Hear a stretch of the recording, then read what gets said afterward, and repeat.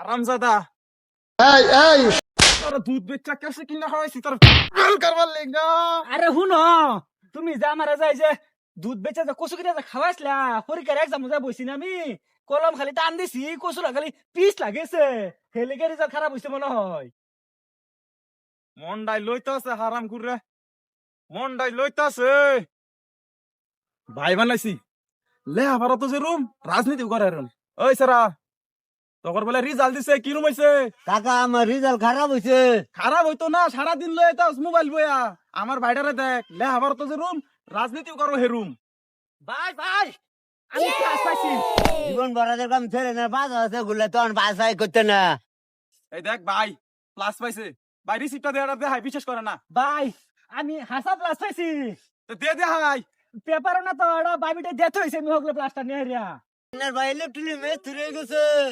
কান্দে তোর রেজাল্ট কিরম হইছে? আমার রেজাল্ট তো খারাপই হইছে। কই যাস?